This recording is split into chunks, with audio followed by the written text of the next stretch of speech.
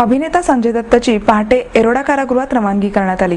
मुंबई बॉम्बस्फोटाच्या खटल्यात बेकायदा शस्त्रे बाळगल्याप्रकरणी शरण आलेला अभिनेता संजय दत्त याला आज पहाटे येरवडा कारागृहात हलवण्यात आले। संजय दत्तला ऑर्थर रोड मध्यवर्ती कारागृहातून येरवडा कारागृहात आणण्यात आले। या प्रकरणी संजय दत्त 16 मे रोजी न्यायालयात शरण आला होता। संजयला 5 वर्षे शिक्षा भोगायची आहे, त्यापैकी 551 दिवस त्याने यापूर्वीच कारागृहात काढले आहेत। उर्वरित 3.5 वर्षाची शिक्षा भोगण्यासाठी गुरुवारी त्याला ऑर्थर रोड मध्यवर्ती कारागृहात नेण्यात आले होते। तेथे त्याला 6 दिवस ठेवण्यात आले। कारागृहाबाहेर असलेला मीडियाच्या प्रतिनिधींचा विळखा व फॅन्समुळे अखेर संजय दत्तला आज पहाटे 4च्या सुमारास येरवडा येथे कमालीची गुप्तता पाळत आणण्यात आले। त्यामुळे संजय दत्त आता पुढील शिक्षा येरवडा कारागृहात भोगणार आहे। संजयला न्यायालयात भागवत गीता, रामायण वाचण्याची परवानगी देण्यात आली आहे। संजयने यापूर्वी आपल्याला येरवडा कारागृहात शरण येण्यासाठी याचिका दाखल केली होती, पण त्याने स्वतःच याचिका नंतर मागे घेतली होती।